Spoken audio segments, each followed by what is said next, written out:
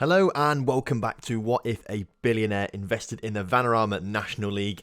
This time we've gone another 5 years in the future to season 15 in total, and we're going to see exactly what has happened. Now, last episode we saw Gateshead and Leyton Orient reach the championship. They're the best teams that we've seen so far. We're going to stop looking at the National League now. I think there's only 6 teams left in there that haven't been promoted or relegated. Fylde still struggling down in the Vanarama National League North, I believe. So they're really struggling for some reason. I'm not quite sure why, but they are. So we'll look at them later on. Today's episode, we're just going to focus on League 1, League 2 and the Championship. So the top 3 leagues at least, and hopefully we'll see some teams make it into the Premiership as well. So as I mentioned, last episode, the very last bit of last episode, Leyton Orient and Gateshead were in the Championship. Leyton Orient just avoiding relegation by a single point. So if we move into the first season that we've moved on to in this episode, we can see that there's big improvement from Leyton Orient as they finished 10th in the league, and Gateshead dropped down a little bit down to 20th in the Championship. So another decent season. Leyton Orient moving ever closer to promotion, close to those playoff places from the Championship. So hopefully we'll see them go up in this episode. Gateshead struggling this season, second season syndrome, I believe. So perhaps you may see them struggle a little bit, but hopefully they'll improve for next season. Moving down into League 1 for this same season, the first one that we've simulated since last episode. Wrexham, champions of League 1, they go into the Championship on 97 points. That's a pretty good points total, I've got to say. And Maidenhead also getting promoted as well through the playoffs, which is great. Ebbsfleet doing quite well, just missing out on playoffs in 8th. Havant Waterlooville doing quite well down in 13th. Looking down, Dagenham and Redbridge just avoiding relegation, actually by 6 points in the end, which is quite good. And no teams getting relegated. So that's very, very good to see. That's a pretty good start to today's episode. And I tell you what, the good start continues as we look into League 2 now. Halifax, Barnet and Boreham Wood all being promoted to League 1 from League 2, which is great to see. Eastleigh and Dover doing alright in the top half. Solihull Moors and Sutton doing okay in 13th and 14th. Billericay, who have not given any money to, of course. Billericay, the only team that have come through the Vanarama National League South and got promoted, as well as the other teams that we've given money to. So they're doing quite well, although 20th is verging on the edge of relegation territory with Harrogate just below them, but no teams relegated, which is very nice to see. Moving on a season then into the next season, if we look at the Championship once again, Leyton Orient move up 1 place to 9th this season, which is good to see. So they're slowly getting closer to the playoffs, which is very nice. Maidenhead in 19th, Wrexham in 21st, the 2 promoted sides, just about avoiding relegation, but Gateshead have a very, very poor season, down on 39 points, which isn't great at all. They get relegated to League 1, so that's not good at all. Hopefully we'll see them bounce back up though. Speaking of League 1, let's have a look at what's going on here. No teams promoted, but Barnet doing quite well in 7th after their promotion. Dagenham up in 9th. Ebbsfleet down in 17th, Havant and Waterlooville down in 18th, but Halifax and Boreham Wood both get relegated after their promotion. So not a great season actually so far. 3 relegations, no promotions so far, so it's not the best season. Looking in League 2 though, things are a bit better. Solihull Moors and Sutton get automatic promotion. Sutton finally promoted from League 2 after spending years basically between 20th, 21st and 22nd. They finally got themselves promoted, which is good. Looking down, Harrogate doing alright in 13th, Billericay 15th, Bromley now promoted, and so are Chesterfield by looks of things in 16th, 17th and Eastleigh in 18th. Barrow in 21st, but unfortunately Dover do get relegated as they sit bottom of the table by quite a long way in the end. So not a great season for Dover. Third season in this episode, technically season 13 overall now with 2030 as we enter the 2030s. What is going on? Maidenhead finishing 6th in the Championship. That's the best result we've seen any team get so far, 6th in the Championship. Leyton Orient, after 2 good seasons, dropped down to 15th, which is very disappointing to see. Looking down, no one got promoted last season. Wrexham get relegated again, so we're back to only 2 teams in the Championship. So not great.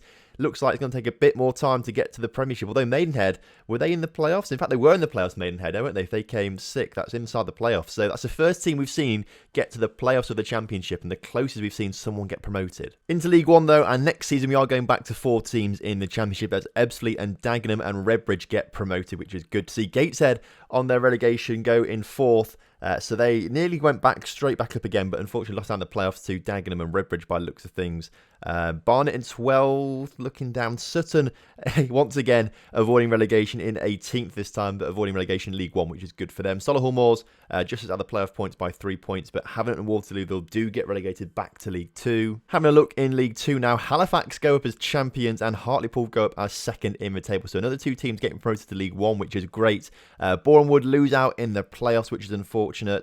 Billericay in 13th, Braintree in 14th, Chesterfield 16th, Eastleigh in 19th with Harrogate in 20th, but a double promotion for our non-National League sides. Bromley and Barrow both getting relegated. That's the first time we've seen a double relegation to the National League. We've seen one or two go down, but unfortunately, Bromley and Barrow this time are the ones getting relegated. Back up to the Championship now for the 31-32 season, and looking down the list, Ebbsfleet are the highest finishing side this season in 11th, which isn't great. Leyton Orient down in 18th, and Dagenham and Redbridge down in 21st. But Maidenhead, after coming in the playoff positions last season in the Championship, finished rock bottom of the table by a good 7 points in the end. So something's gone seriously wrong at Maidenhead.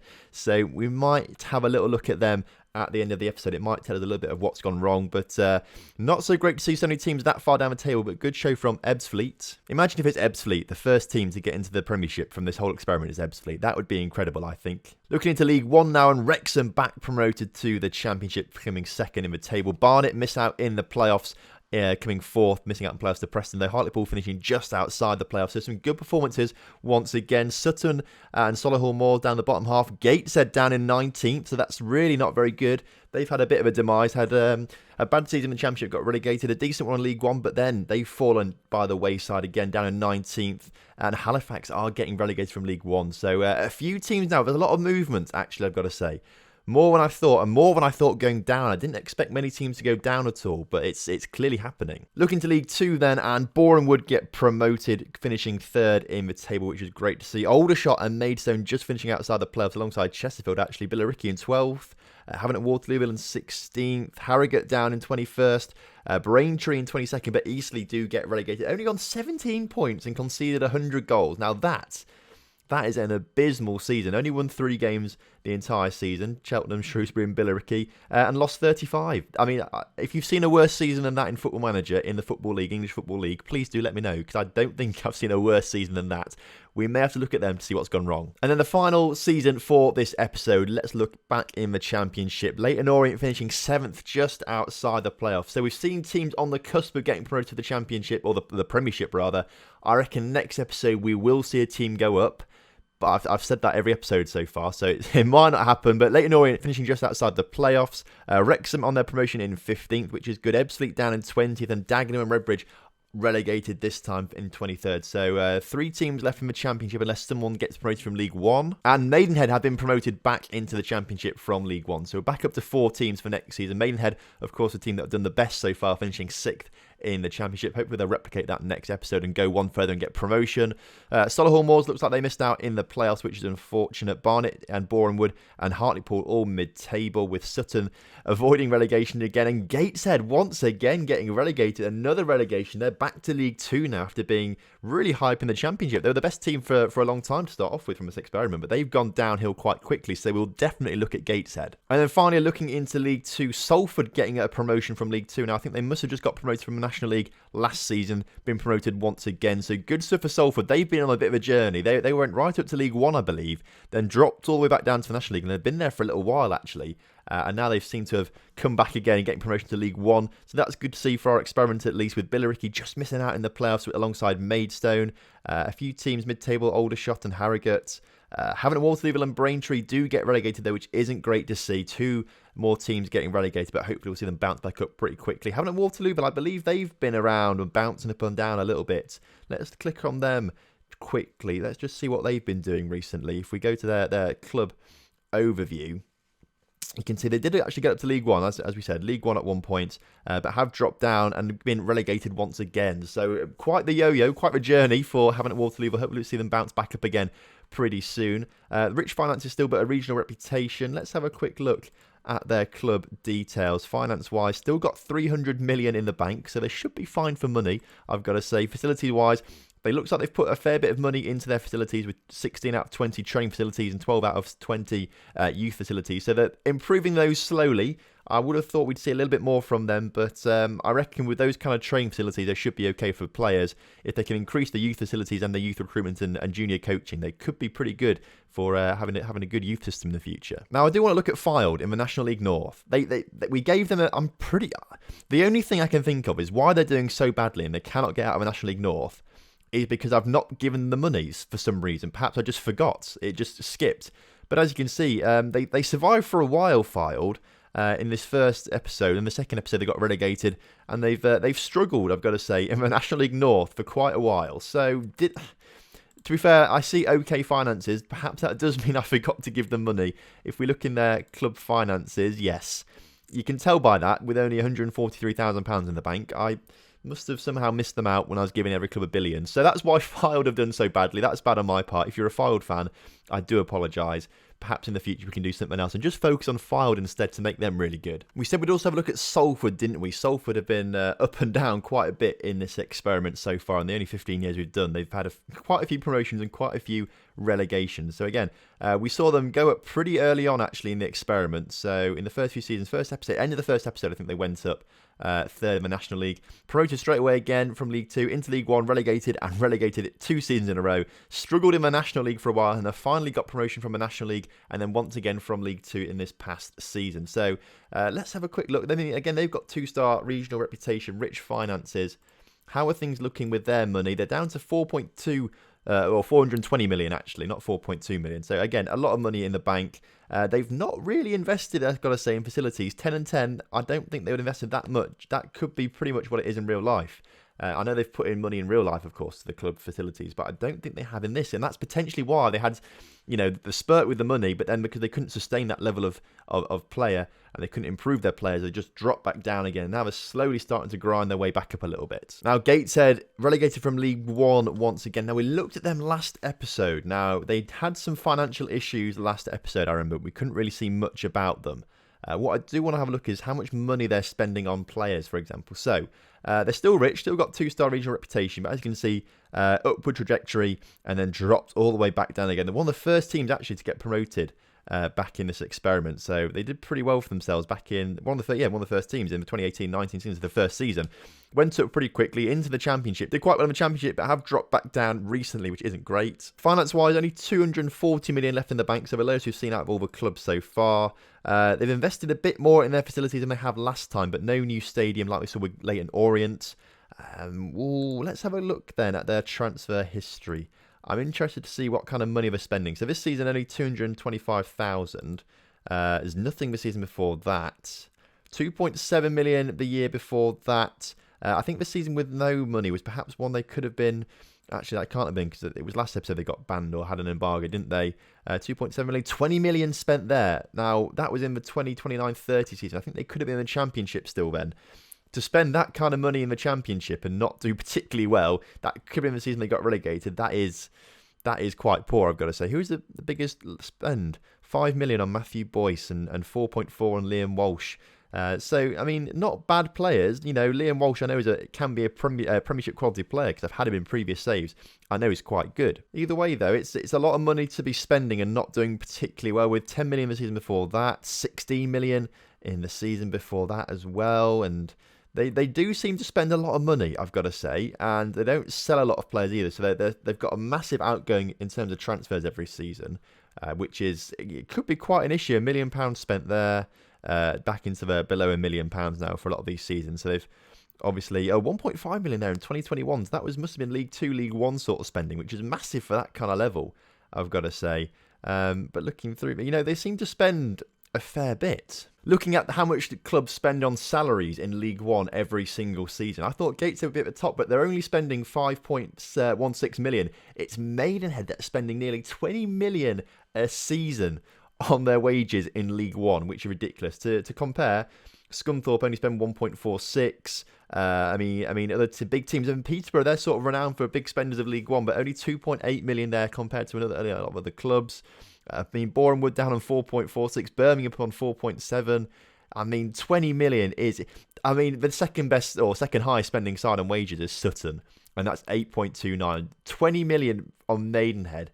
That is absolutely crazy money. I mean, you can argue that the money's doing all right for them because they had 3 promotions in a row, which was pretty good going. Into the Championship, got relegated, but had instant success by getting promoted back again. So they've got a 2.5-star reputation, actually.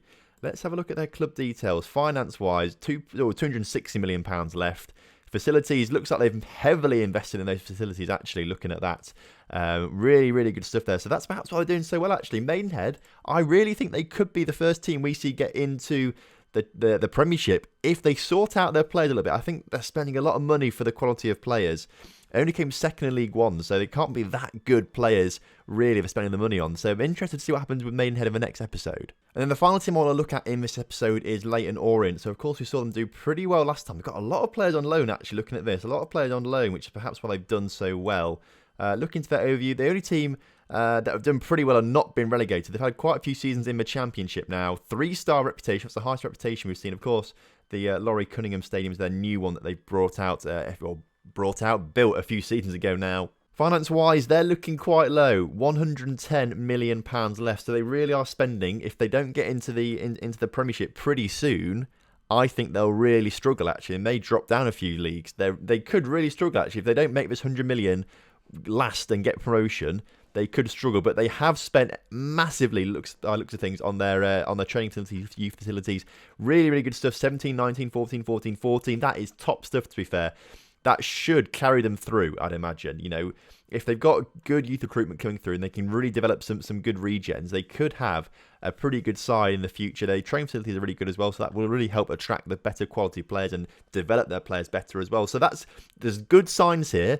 They've just missed out on playoffs this season. If they can carry on that momentum next season, Leyton Orient, I think, will be the first team to go into the Premiership from this experiment. Again, I just want to have a quick look at the salary per annum of the Championship. Leyton Orient, fourth in that. They spend $37 million a year on wages. I don't know what this 1 million in the red means. Spend nothing. Net transfer spend. Oh, okay. So they spent £1 million more than they sold players for. So they're £1 million in the red on transfer sales. Interestingly, Dagenham and Redbridge with £26 million spent per year and finished 23rd, so got relegated. They have to massively reduce that, of course, in League One, else they'll have an even bigger budget in the in League One than we saw Maidenhead have, which is crazy. Wrexham as well on 20 million.